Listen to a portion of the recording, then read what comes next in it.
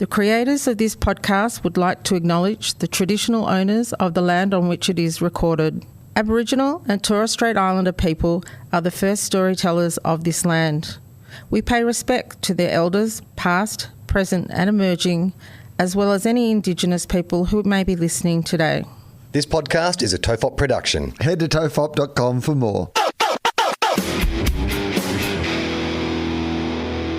The following episode of TOFOP is rated MA for mature audiences. It may contain sexual references, time travel references, allegations of bin misconduct, and mild coarse language. TOFOP advises that this episode is not suitable for anyone under the age of 15 or anyone who thinks a comedy conversation between two old mates sounds like a terrible idea for a show. Minors must be accompanied by a parent or guardian. This is John Deek speaking.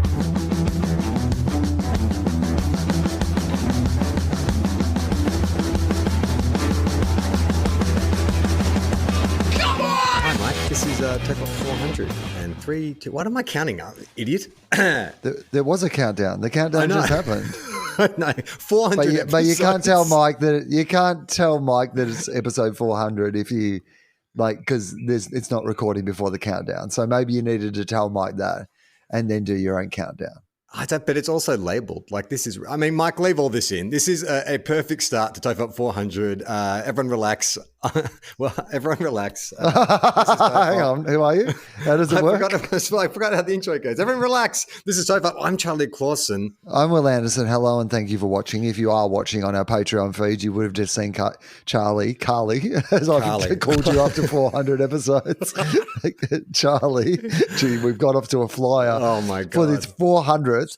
That we are jamming in between because you've got to go and do a live podcast with the boys from the Junk Time AFL podcast, our traditional day after the AFL Grand Final live podcast that I cannot be at because I'm in a COVID bubble at the moment. But people will be hearing this way after we are actually recording this because we are banking episodes. But this is our 400th. I am Will Anderson. Hello and thank you for watching. And I think we've really started it in traditional TOFOP style.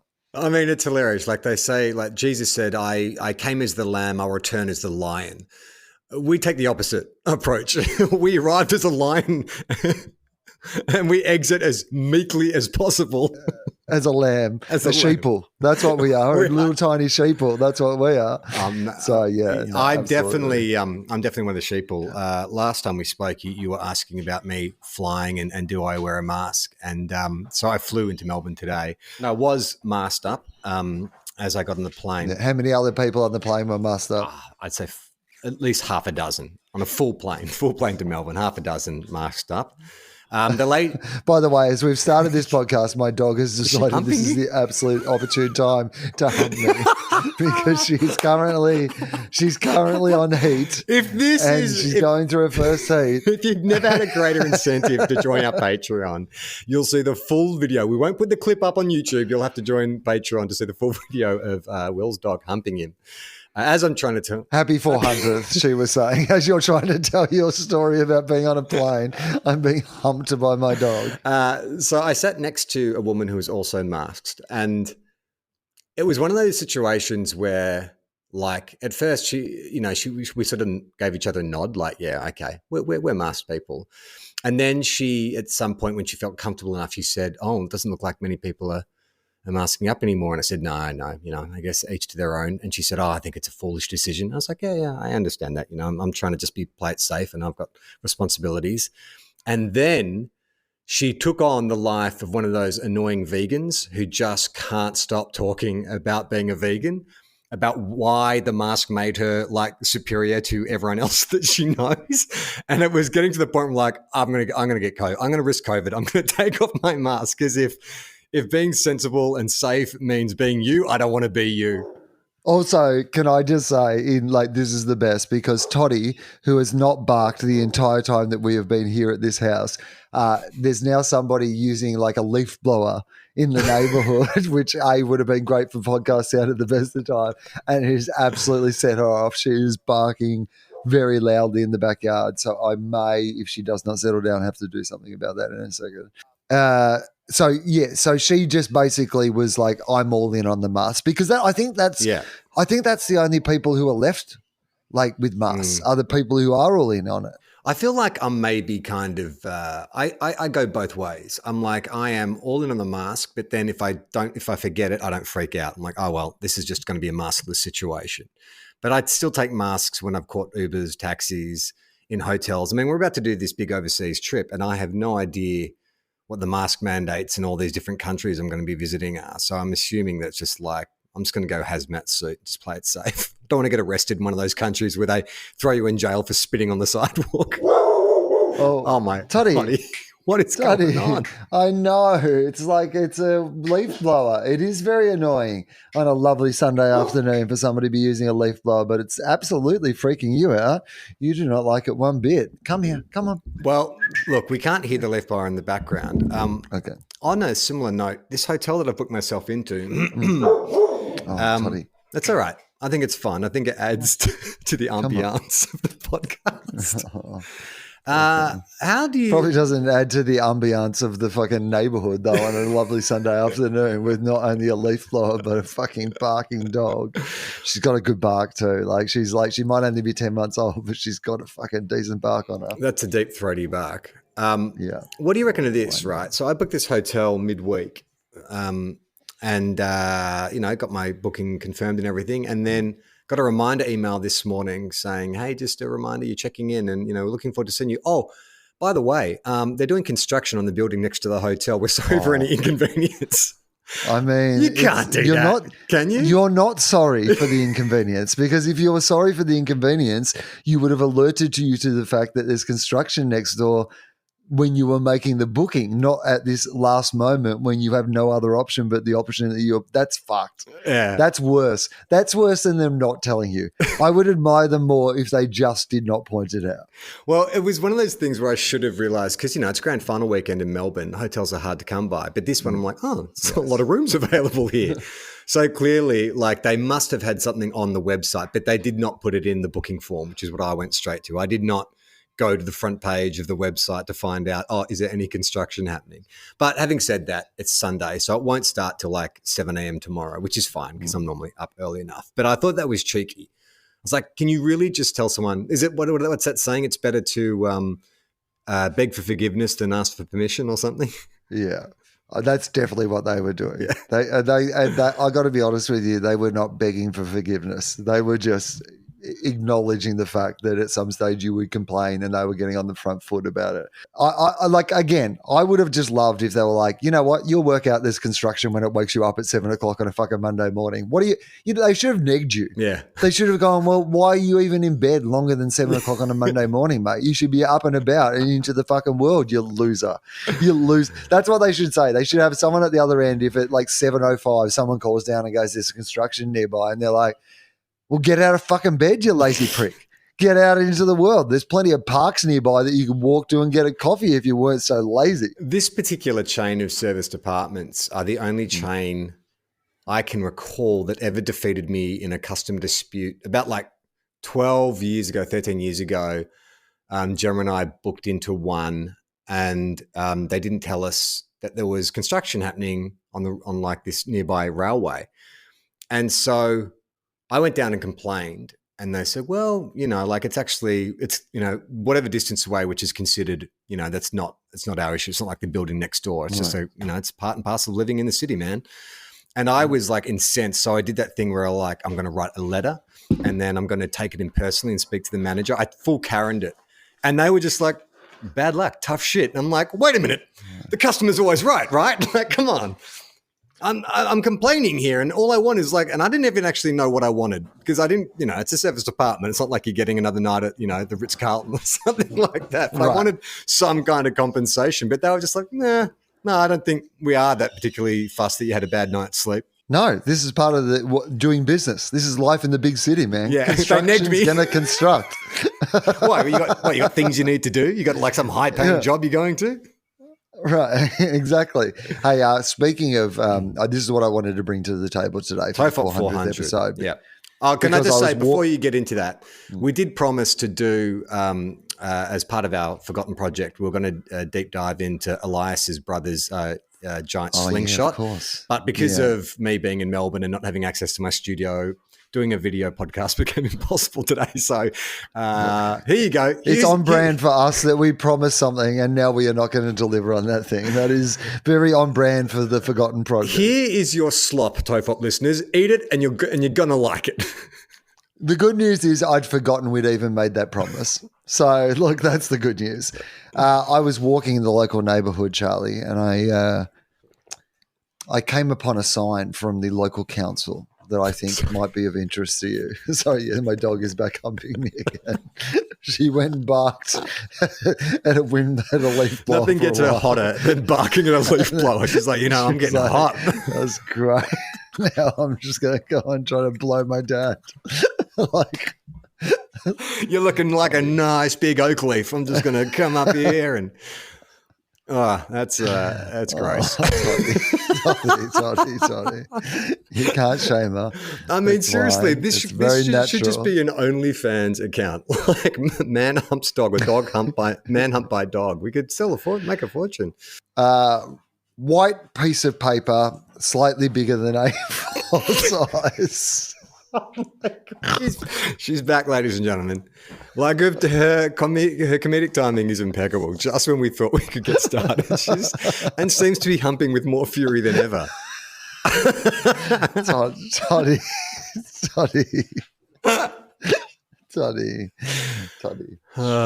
Amazing. As I've said before, worth every penny of your Patreon if you join up just to see this video. We have, oh man. Oh boy. Anyway. Okay. So I'm sorry. I'm just waiting for her to come back in and hump you again. oh Brilliant. man. Okay.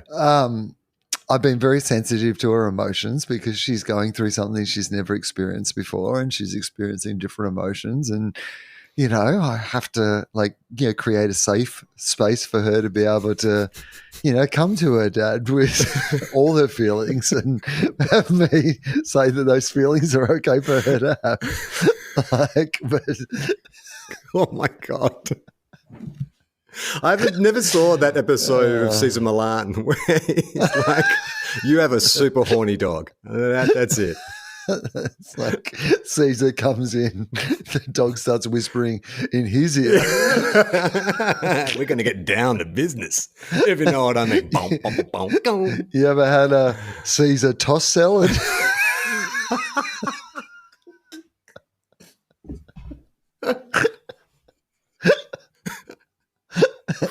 So I want you spread beagled. Oh my God. A4 size piece of white, not paper, something that can be up on a pole, but it's attached to a pole. It's like a pole sign, right? Big red letters up the top. Warning. So I pay attention, right? Red letters, warning. That's of course I should read on. What do you think this warning is about? Where was it again? So I'm walking my local neighborhood. It is on a pole under some trees in the local neighborhood. All right. So falling branches. Something. Falling. Wait, Yeah. let me take it back. Okay. Magpie swooping area. Warning. Australian magpies reported swooping in this area. And then underneath, there is a cartoon picture of a magpie that is circled. In case people didn't understand what a magpie was. Is it like a full body shot? So you can see the markings, maybe for tourists, like magpies are black and white? I mean, I assume that is exactly what it is for. Yes, it is the full body of a magpie. It's not. So I said that because it's not like when you go into a shop and there's a sign up for a shoplifter and it's like, no, it's not just their face. Have you kept an eye out for this magpie? Yeah. Watch out for this magpie, Stephen. He's a real prick. He's in a hoodie. Yeah. He's got his head down. He's looking at Brown Cardigan on his phone because he just loves those swoopy boys videos. Magpies, it explains underneath, are nesting in this area, right, and may swoop. This is normal defensive behavior during breeding season and may last up to 6 weeks. Okay. Can I just say a little anecdote? So I rode my bike yesterday and I tried a different tactic.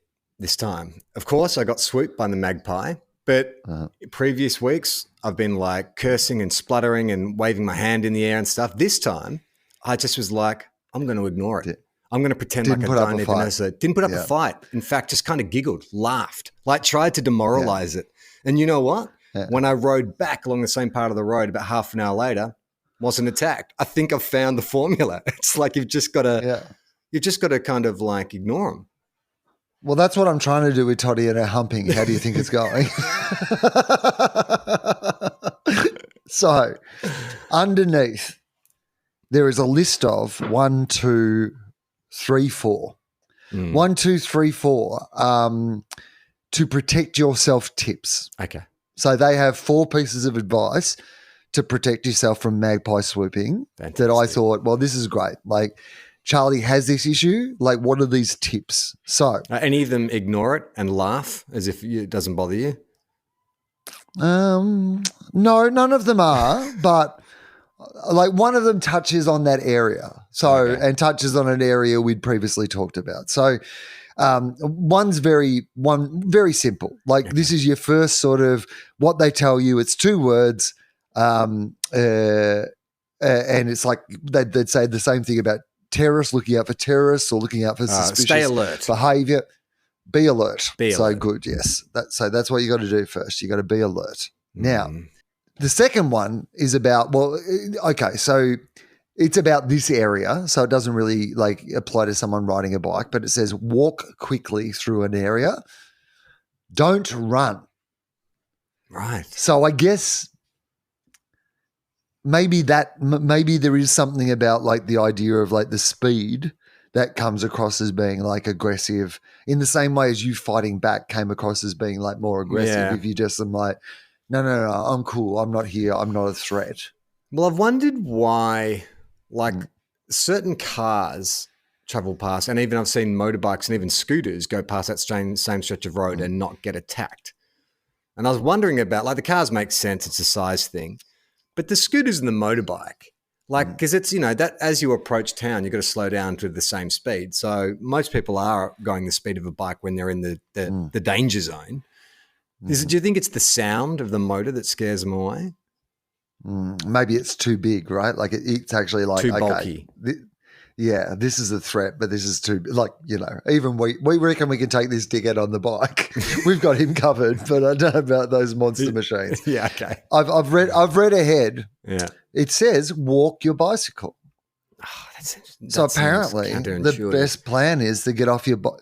So maybe you should be. Like, how big a stretch of road are they protecting? Like, it's about a 200-meter stretch. It's too far. It would put an extra 10 minutes on my trip. I'm not doing it. And also, it's not a safe place to be walking the side of the road with trucks hurtling past. Bit more visible on a bike. Wear a hat or carry an umbrella to protect your head. Oh, no, I like that. Because I sort of see it being like Ralph Fiennes in the Avengers, just like it's one of those Bond type umbrellas. It has like a knife in it and shoots gas and all that kind of stuff. Is that what they're saying? Become a supervillain. I mean, I like to think it's more like a little cocktail umbrella on the top of your stack hat. So like you've got just a coconut, your bike helmet, an umbrella, and then you've my just helmet got a little coconut. umbrella on top of it. So this sounds like pedestrian advice, right? Because I'm assuming no one's riding with a. Well, it does say walk your bicycle though. So right. So walk your bike, put up an umbrella. So it's for both. And then the last one is the one that like is most important to our conversation. Never deliberately provoke or harass a magpie. Right. So you just gotta let the magpies magpie. Hey mate, I didn't start this war. I didn't fucking provoke this. If anything, like there is no two sides to this. That magpie is not a very fine person. Like, No, the magpie's just doing its normal defensive behavior during breeding season. yeah, I mean, I get that, but I'm also doing my normal behavior during non-breeding season, which has been the last 2 years since my baby was born. Hey! Yeah, 400. Balloons start falling from the sky. It was Iona's birthday yesterday, and Jem had organised like all these sort of things for her, including like this big sort of thing of balloons with the number of her birthday on top, this big number. And as soon as we got to the park, because we had it around this rotunda, Jem, I don't know how she did it. She was cutting like strings on presents, whatever, but cut the balloon. So it spent the entire party like stuck to the roof of the rotunda where no one could see it. And then at the end of the day, I got up on a table, like a rickety table, and managed to just grab it and, get it and hand it to Iona, and she was wrapped. And we've walked back to the car. We're carrying all the stuff for the party back to the car, and we're loading. And Jem takes the balloon off me so she can get Iona in the car, and then she lets go of it. We just see it sail off into the sky, and it was like, wow, you and balloons, clearly not meant to be. Also, what a great life lesson for your small child. Yeah. You know that thing you loved and we told you was important? Also, you've got to let it go. You've just got to set things free. If that balloon comes back, then... Let the big balloon boy tell you a story about balloons. You don't need them. You're a family that should avoid balloons. Yeah. That's what I'm hearing. 100%. Not meant to be around balloons at all. Hey, is there more in that Magpie article? Because we actually have a ton of Magpie-related mail that I wasn't sure. No, that's it. That was the tips. Okay, great. Because I know it's meant to be the forgotten project, but we have gotten so much Magpie mail over the past few weeks. I thought, it would be remiss of us not to get into some of this. A lot of advice, a lot of people telling their own personal anecdotes. So this is from Peter, who said, hey, Charlie, if the magpies are just swooping or just hitting their helmet, then ignore them, okay? So that's on brand with the advice that your guys are giving. It's those fuckers that try and remove your ear that are the ones to worry about. We had one in Pambula Beach. I'm sorry if I'm making Pambula Beach? Pambula? Pambula Beach. Pambula. It was on the only road in and out. We've given you all the options, so edit in your own one that's correct. It was on the only road in and out of PB, so he was hard to avoid for 6 weeks of the year. That little fuck would regularly draw blood nipping at my ear. I spoke to a fellow cyclist who got hit in the temple by him, fell off their bike at speed, and resulted in a long stay at hospital with a cracked pelvis. You gotta walk your bike. I don't know, man. That's when I start thinking like, you get all Liam Neeson. You start thinking about how you're going to use a special set of skills to take down that magpie. I mean, how do you get that message to the magpie though? Like in the Liam Neeson case, like it's humans talking to other humans. So like the fact that like they can understand what Liam Neeson is saying. I mean, even though they're probably meant to be like speak a different language and it's all just in English with different accents, but like they understand what he says, right? Yeah. Otherwise, if like he's lucky that the people who kidnapped his daughter spoke perfect English, because otherwise that just would have been an incomprehensible series of words to some people who didn't speak English, and they would have been like, I mean, it sounded menacing, but I don't really know what he was saying. I think, so we know that magpies have got like great memories and they're fairly intelligent birds. So is it something like along the lines of like pictographs that you use or some kind of, like, could you do a physical, like charades? Could you stand on the side of the road where you know the magpie's nest and just sign out like, I have a particular set of skills that I've honed over years that make me very dangerous to a magpie like you? I don't know. Is there a way? Oh, sign language. Surely magpies could recognize sign language. Why surely? Because they can recognize faces and remember faces. So we'll have to train them. It'll have to be like a 2-year project. I'll go down every day to get a message to the magpies. magpie. We have to teach them sign language first. We have to make a complete zoological breakthrough.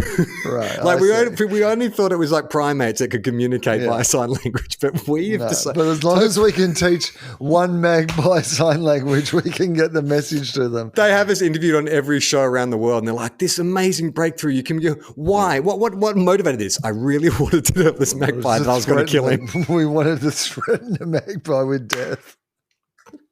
But we had to first teach them how to understand our language. So Peter continues, I've been swooped over the years by many others, and once you know they are not the kind that are trying to rip your ear, you can just ignore them and let them swoop and peck your helmet, which is kind of what I think my dude is. I think he's all beak, no bark. He's all beak, no fight. If you ride through the danger zone like a man, holding your head high, just don't cower. Don't cower. None of that cowering bullshit. Okay, so that's the opposite advice. Like your advice was like, make yourself small, cry. Your advice is basically go to the side of the road, pull down your pants and present. The magpie is now your husband.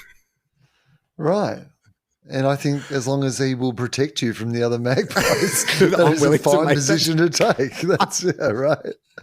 I'll take a shot from the magpie if it means I'm not going to get bullied by other magpies. I'm not, like, if this choice is going to be made for me regardless, like, that's your prison scenario. This, unfortunately, this horrible thing is going to happen to me regardless.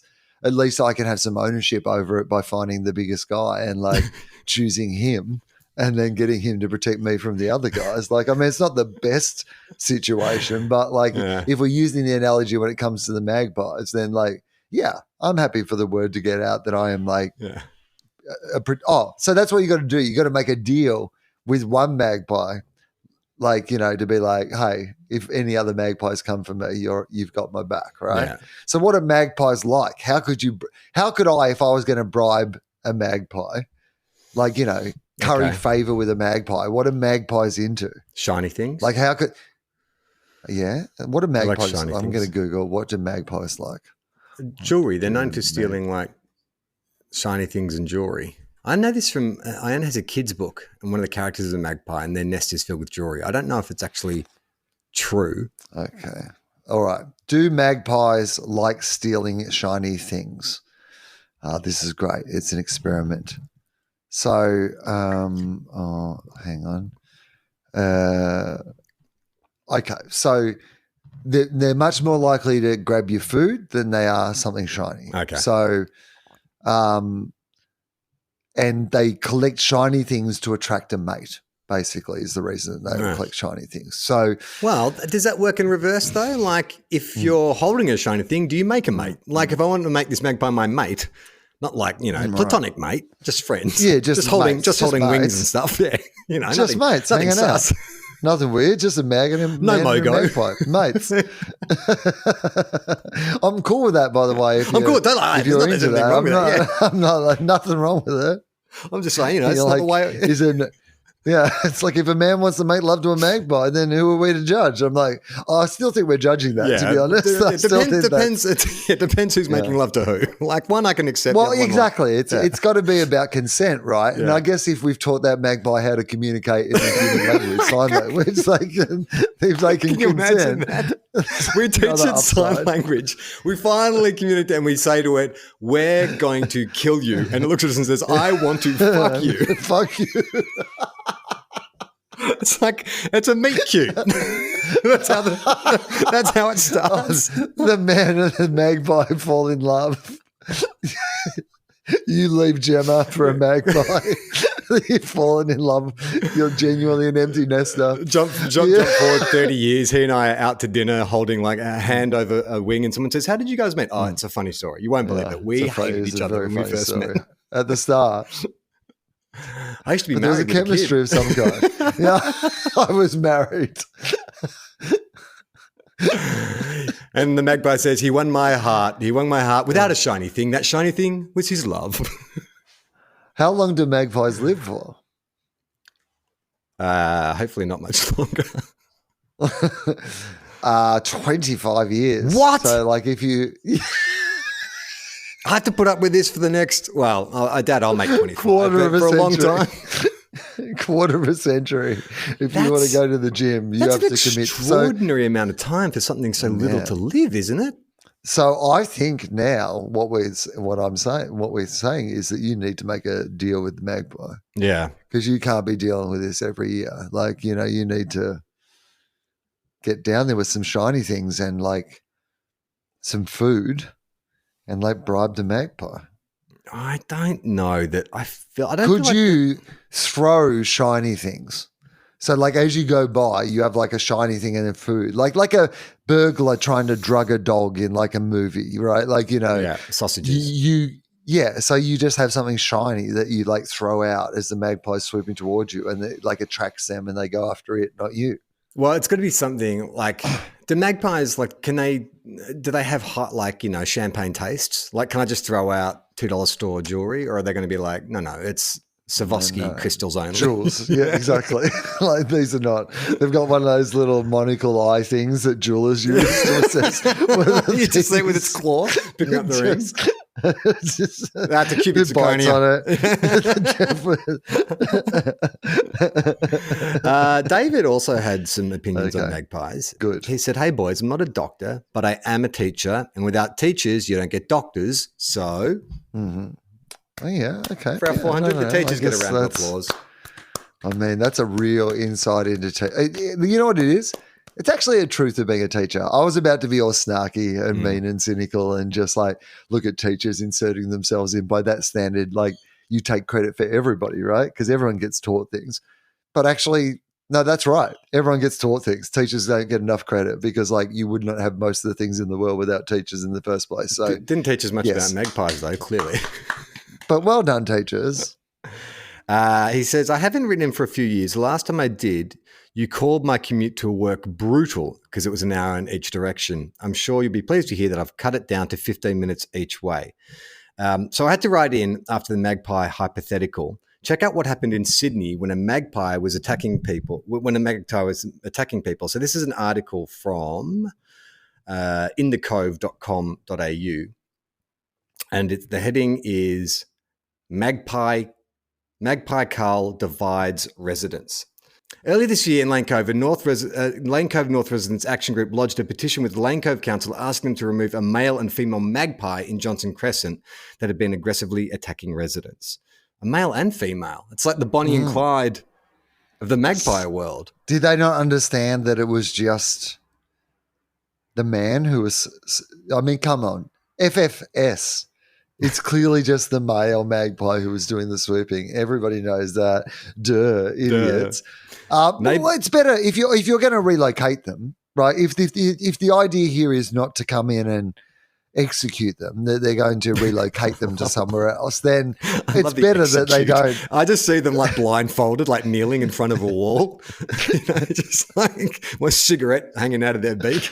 I'm thinking like Blue Murder style. Like they've still got a couple of random New South Wales cops who can just like tie an engine block around their neck, throw them Tony Martin style.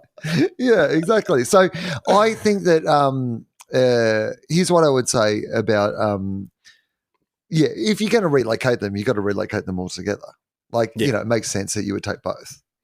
So Neighbours launched this petition as they'd been asking for action on the magpies for several years. Magpies are a protected species. Mm-hmm. Lane Cove Council agreed to observe the magpies. After observation and discussion with the National Parks and Wildlife Service, they will now manage the birds in line with the National Parks and Wildlife Service policy on management of native birds that show aggression to people. So that's an actual existing policy. Yeah. So there's clearly lots of like bird attacks happening in this. What a shock in Australia. Come to Australia where even the birds will try and kill you.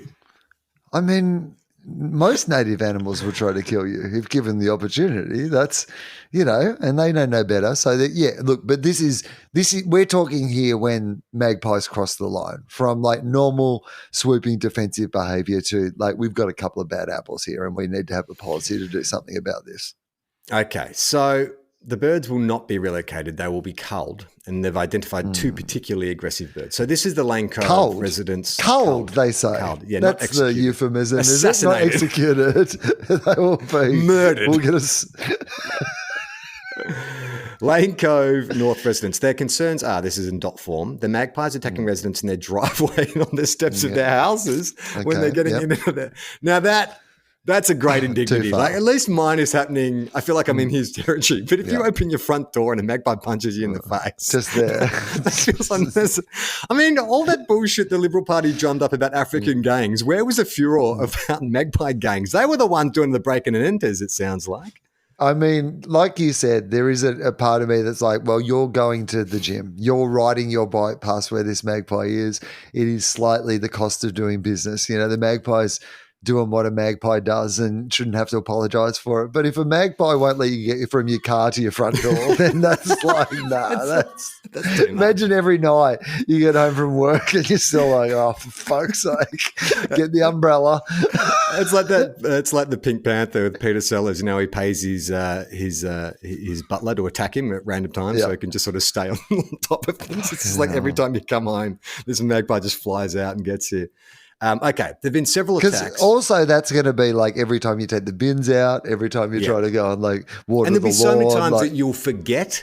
You know what I mean? Yeah. Like, how many times have you walked out because you just need to pick up the mail or whatever, and you would forget? Like, most of the time you'd be alert, and it'd be that one time that fucker would get you. There've been several attacks where the magpie has just missed someone's eye. Uh-huh.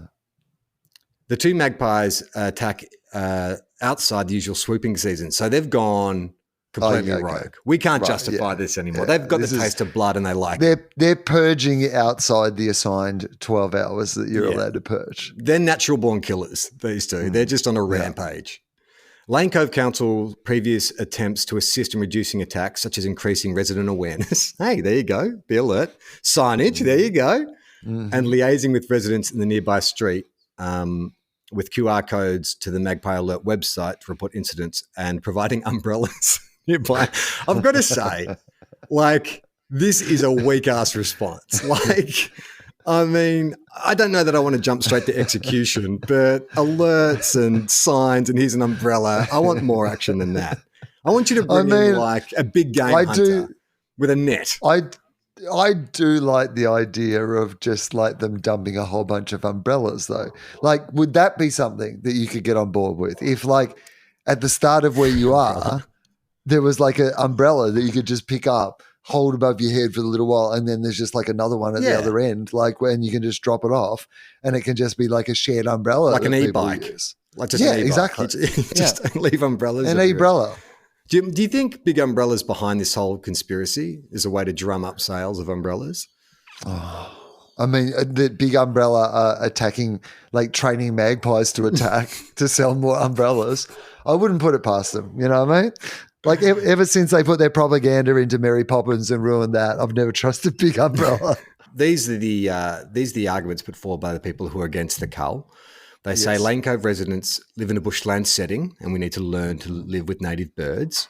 They only attack during a short period of time and residents should take steps to avoid them during that time, which I think was kind of debunked by these guys are attacking outside of the purge. Yeah, that's definitely part of it. Like if they're not doing it during the assigned 6 weeks, then I think that is part of the problem. If the birds are destroyed, new magpies will simply take over their nests. Well, that's a defeatist attitude. You got to bloody make if you don't stand for anything, Will, you'll fall for nothing. I know what's. But also, like we're not saying that all magpies are bad, right? Like what we're saying is these magpies have gone rogue. Most of them are doing just what is natural for them to do in the assigned period of time. But these are some rogue magpies who've taken it too far. So even if they move out and we move some new people in, then they might be nice neighbours, magpies. Their last bit of advice is residents should simply wear a hat and learn to live with the birds. I like any solution that ends with wear a hat. Wear a hat. Wear a hat. A nice job sorted. Harden up and wear a fucking hat. Now, do you want to here are some complaints. The council has logged some of the complaints. They've given an example of, this is from the residents between Johnson Crescent and Tatallan Road in Lane Cove North. On the 5th of the 8th, 21, someone said, I was swooped from behind, hit behind my right ear, drew blood and left me with a headache. I never heard it coming. I walked backwards for a while, but no more attempts. Now, I walked backwards for a while. Did you get brain damage from it? Could only walk backwards? Is that? I mean, if that was a side effect, then that is. But Horrifying. Even better, I want the brown cardigan footage of that person walking backwards through the Magpie area. So maybe if I cycled backwards, would that help? Yeah. Oh, that would be great to watch if you could give that a go. On the 6th of the 8th, 21, someone said, I was swooped while walking. It drew blood at the top of my head. Oh. On the 9th of the 8th, 21, someone said, the magpie came and swooped me. I didn't see it coming from behind, and it scratched my head. I now have 3 bleeding scratches. I felt like a shoe hit my head, and the pain lasted 3 days. That was a SIC. Oh, I think that meant it felt like a shoe hit my head. That's an oddly specific object to have been hit in the head with. That sounds like someone who gets hit in the head with a shoe regularly. It's like, and I know because I need to report something. I'm being thrown. Shoes are being thrown at me constantly. It was George W. Bush. Yeah. On the 18th of the 8th, 21, someone said the magpie swooped first. I was walking always, and attacked me on my forehead. I had bleed. Sorry, I don't know. No. Whoever wrote this has got a concussion. Exactly. Magpie swooped first. I was walking always, and it attacked me on my forehead. I had bleed. I tried to run, but it kept swooping and then stopped when I turned in another street. Scary and very aggressive that kept chasing me. I feel like this is magpie propaganda. I feel like this is written by a magpie who is barely grows and is writing it in to scare This people. This is the 4chan of magpies. 19th of the 8th and 21, someone said, I was swooped from behind and I was sit on the side of my head. If I had turned slightly, it would have been my eye. This is terrifying. I get swooped almost daily. Surely enough is enough. Do we have to wait until someone loses an eye to sort this out? I mean, I'm waiting for when somebody think of the children. If this was a dog, it would have been put down by now. Oh, all right, take it easy. A little drive-by on dogs there. Yeah, by the way, I'm also coming to kill your dog. On the 27th of August, someone wrote, the magpie swooped and it pierced the back of my head whilst walking up the street. I had blood, now a bruise, a headache, and a very sore head. I'm very scared to walk this way again without protection. Well, got an umbrella for you. Wear a hat. Put a fucking hat on. This person's written a fucking novel. 29th of the 8th, 21. A strong hit to the right side of my head and continued to swoop. Feeling very shaken and bleeding heavily from the wound, I sought medical advice. Sounds like memoirs from like a war zone tour. The GP took it very seriously, explained it was a hematoma, which is a good thing as it means no skull fracture, which is not uncommon. It was cleaned, tetanus shots and antibiotics required, Panadol for headache, heat pack for the neck, whiplash recommended. Oh, fucking whiplash, come on, pussy. Doctor's certificate provided for 3 days of time off work if needed. Doctor's certificate for 3 days off work if needed. If needed is my favorite. If needed. It was not needed, but if needed. If it gets worse overnight, I need to come back in. It's $100 to see the GP on a Sunday. I have a picture of the magpie, if helpful.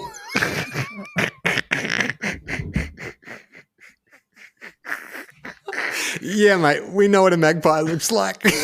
Location would be more helpful than a picture of a magpie. That's him. That's the guy. I'd love it. They bring him in and they do a lineup of magpies.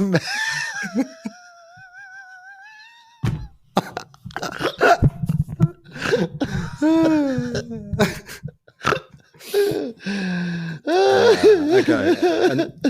And the last testimonial was I was running around the oval. I kept running, but it swooped at me 3 times. It made contact all 3 times and drew blood on 2 of them. Well, there you go. That's not too bad. 2 out of 3. But also, like, why keep running in laps around the oval? That's right. You could have exited the oval at any time. You don't have to. You're not committed to staying on that track. 6. You reckon after the first one, you'd probably go, you know what? Oh, maybe I'll just like take a different route. Nah, you got, mate. When you got to honour the oval. Once you're on that track, Fool me once. How could This time will be different. how could this problem in any way be avoided? There just was no other solution to what was happening. The ninth time.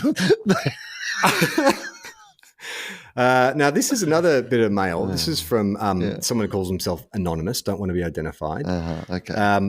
It actually takes quite a dark turn. I think this deserves like a Mr. Robot style emotionless voiceover. Okay. Hello. Toddy doesn't like my Mr. Robot. No, the leaf blower's back. Oh, okay, great. She's getting horny. The person's She's like, oh, yeah. Just start leaf blowing again, which is just great. So, loving it. It goes like this. Hello. Your recent podcast brought forth a memory I thought I'd share. As a primary school-aged boy, I would ride my bike along a track beside the river which flowed by the town I lived in. I remember dreading riding through a section as I'd be swooped by a magpie. Until one day, I felt the familiar fear when I heard the sound of the approaching wings, and then a bang. I felt the impact of the magpie smacking into my yellow stack hat, and then caught a glimpse of it as it fell from the air and landed in the river. Splash. It must have become unconscious as a result of hitting my helmet, and I watched as it drowned. I remember feeling no sympathy. I just felt safe. Now, I do like magpies and have a good relationship with my local magpie families. So, don't you reckon that's the entry of like Dexter as a child? I watched it die. I watched the life extinguish from its soulless black eyes, and I realized I had a purpose in this world. It also feels a bit like you're leaning too much in how you like most magpies. Oh, no, my best friend's a magpie. I know heaps of magpies, man. Like, it was just this specific magpie that I like seeing die. This is from David. He says, in EP 391, Charlie mentioned he has a new bike and was having magpie issues, and I've been having these for years. So, may I suggest, get a second water bottle cage on your bike. They don't cost much, and a second water bottle.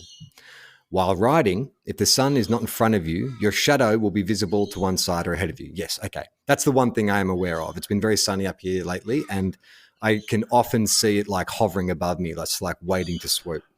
Okay. Keep an occasional eye on your shadow because you'll see the magpie shadow approaching your head's shadow well before you hear the wings cutting through the air or you feel a bump against your helmet. After your first swoop, get the spare water bottle out, and when you see the shadow of the magpie approaching again, give it a squirt back over your shoulder and the general direction you think the magpie has come from. You may not get the reward of a startled squawk very often, but the magpie may remember the cyclist with your coloured helmet is not worth the trouble of swooping. I'd also note that magpies are a protected species, but a little water, if you actually hit it, won't do anything other than surprise them. What do you reckon about that? Take a second water bottle. I like it. I like it as a solution. It feels like a good solution to me. Like you said, it's not going to absolutely harm them. It's not like you're saying, like I was worried at some stage he was going to say, and boil in that fill bottle, it with oil. yeah, Piping hot oil. And then take a flamethrower out of the other bike cage you have. No, yeah. So if it's just water, I mean, they say that for pets and stuff as well, right? You can use water to help train pets. Like it feels like something that is annoying enough that you can use it to help train them, but like not so annoying that you're going to, I mean, it's not going to like be like our previous correspondent where like you would squirt so much water that you would see the magpie drown. Like, you know, it's just eating something as you watch it sink below the water. Yeah. Finally realizing. I think that's okay. I like the idea of like, to be honest, I'd be up for that if we could just adopt that in general society. Like if we all just had like water bottles with us and if anyone was kind of like annoying you, you could like the lady on the plane today, the one who was like boasting just about be being like, a mask wearer. Little squirt. Just reach into my bag. I just go into the overhead luggage. Sorry, just give me one sec. Yeah. Put it back, sit down. So there was this woman, I was letting an old fella pull out of a car park. And so if you can imagine, he's pulling out of like a driving car park and he needs to turn. I'm in the lane that's like closest to the car to park. where he's like pulling out. but he wants to pull out to the right into the other lane. And so I've stopped to just give him some extra space to do that. And like, even though I technically have right of way, I'm just Can I ask, did you wave him in with 2 fingers on the wheel, or a hand on the wheel with 2 fingers, or did you give him the full? I saw him trying to come out and other people not giving him a gap. And in that place, if no one really gives you a gap, like waiting for a gap can take ages, particularly if you're not turning left. You can turn left out of there really quickly, but if you want to turn right across like he was trying to. So I was like, fuck it, I'll just do the right thing. I'll just like, so yeah, I came to a full stop and gave him like the full wave. Like made it very clear that I was stopping. You got 2 paddles, yeah, like started waving him through. Yeah, really, like I seized the moment to control the traffic and I was going to let this guy out into traffic. And the woman behind me, like she has literally seen me stopped and just thought, fuck this shit, like, and gone so into the lane where she should not have been to overtake me, and literally went so close to like cleaning up this old man. It was fucked, right? And in that moment, like I beat my horn a couple of times at her, but like I was like, that would have been a perfect moment where I would have been justified to follow her, got her to wind down her window, and then squirted her in the face with a water bottle. I mean, if I'd just done that, that's assault. Yeah, but I'm saying we should bring this in, so that make that's it legal. not assault. Yeah, make it legal that you can give someone a bit of a squirt in the face with a water bottle if it's appropriate. Well, isn't that how some people like train dogs with like spray bottles when they start barking? Yeah. I'm saying we have to start training humans again because we've forgotten how to behave in public. So I think that we should all have water bottles and we should all start squirting each other. Now, Will, I do have to go and do this live show, so let's just dip into our regular mailbag. Thank you to everyone who's written in with your Magpie advice. This will be the last TOFOP that Will and I record for a while, so if you have any Magpie mail, we probably won't get to it for a little while. And Magpie season will be over, baby. Yeah. It'll be over. This came from Vincent, who was like, hey, guys, if Will was serious about doing an unforgettable experience in Scandinavia, I highly recommend the cruise liner, I know COVID right, from Stockholm to Helsinki. Make sure it's in summer. My wife is Swedish and her sister is high up in the company, so I might even be able to score you some tickets. Thanks for all the laughs. Would free tickets get you on an ocean liner? Well, I don't think so. Not instinctively, no. Which I don't know what that says about me, but I just don't think anything would get me on a cruise liner. It doesn't seem like a thing that I would enjoy in any way. Me either. This is from Jeff. TOFOP. Hi guys, just watch Samaritan and would love to hear your thoughts. You know what this is? No, have you seen it? Yeah, I watched it. I haven't seen it, but I listened to James and Meso talk about it, so I feel like I have seen it. I haven't heard them talk about it. Did they like it or not like it? They said what was their vibe on it? I mean, there's like 90% of their opinions. Yeah, it was fine. They thought it was fine. They thought it might have been like if it had been made 15 years ago, probably would have been better than fine. But yeah, I agree with that. It's like it's got a really like nice real world, like superhero in a real world sort of like vibe to it, but it's still like a superhero movie and it's got a cool twist that because I went into it knowing nothing about it. So I actually was like not really looking for there to be a twist. And there is like a nice rewarding twist that I guess is probably quite obvious to people who, know anything about that superhero. I literally knew is it based on existing? I assumed it was. I didn't I mean, maybe it isn't. Like maybe it's a. I mean, nowadays a studio will release a comic book in advance of releasing a film because I think it's a good way to kind of like tie in the IP. So who knows what came first, the Samaritan or the Yeah. Well, I mean, it's one of those things that wrestles with some things that I think are interesting concepts, which is, so like, I mean, this gives nothing away. There are 2 super brothers, right? Super twins, super brothers. The brothers, I think, is technically what they are, but whatever they are. And one, like, on their family being killed, one becomes you sort of like, it's very much that sort of X-Men thing of like, like 2 sides of the same coin. Yeah. Do I become a cop and fight for the system? Like, do I become like the super cop and fight for the system, or do I fight against the system because the system is like, Toddy is back to humping me. so because the system is corrupt, right? And so it toys with that idea, which is like really interesting concept. And then the idea that only one of these superheroes had survived and he'd retired from being a superhero for a bunch of reasons. That's a really interesting concept. And like, yeah, it had I liked it, I got to say, because I knew nothing about it. I had no expectations for what it was going to be. I found it's not like a really, really good movie, but I actually quite enjoyed it. The twist is fun if you don't know what is coming. I'm sorry that I've even told people there's a twist because I guess, yeah. Well, we're going to finish on a Forgotten Project request. Yes, the Forgotten Project, I think, will be ongoing. We got so many suggestions and the mailbag is full. That's something that we can probably feed out. Maybe it can become our new Patreon bonus once we exhaust our mailbag. We'll just dip into the mail we didn't get to, which is essentially what we did with the letters anyway. So it's the same thing. So. That's what I'm trying to say.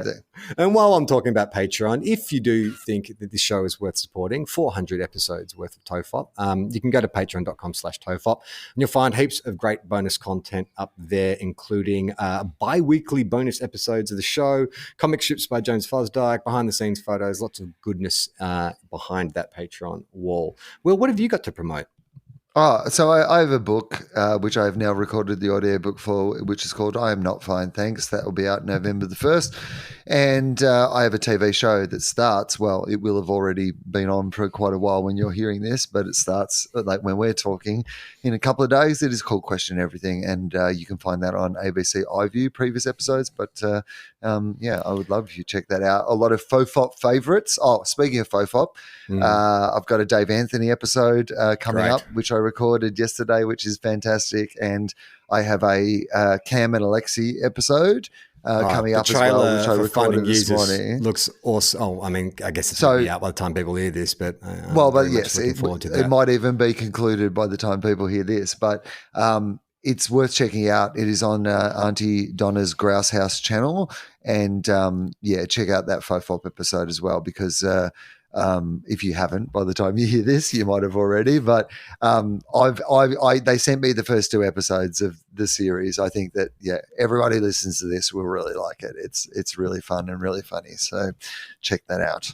Okay, so this is a request from Kay. Charlie once said, "I almost met Mother Teresa and then spent the rest of the episode talking about nearly dying of dysentery in India and never mentioned her again." It's possibly not good content since it's a story about something that didn't happen.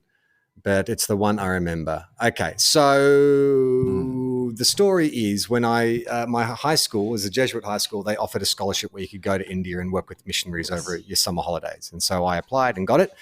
And I started in Calcutta, and one of the hospices, I guess, that I visited was one of Mother Teresa's hospices. And I apparently missed her by a matter of minutes. And that news... I bet that is what they always say. Oh, yeah, they said, she was just here. Oh, she was just here, honestly. MT has left the building. Yeah. Oh, no, she's still here, actually. I'll go... Oh, no, she just drove away. Sorry.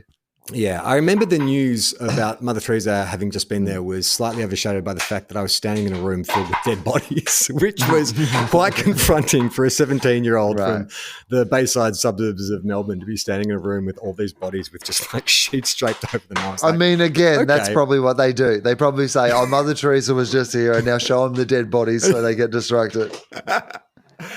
So that was the Mother Teresa story, but that is TOFOP for another week. Thank you for sticking with us. Toddy wants to come in and hump Will one last time, so we'll sign off. I'm Charlie Clausen. I'm Will Anderson. Happy 400th, Charlie.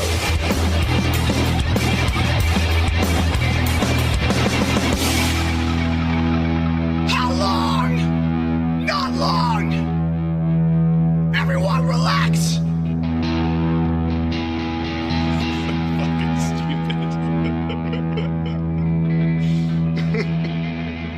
This podcast is a TOFOP production. Head to tofop.com for more. Cool things for cool people.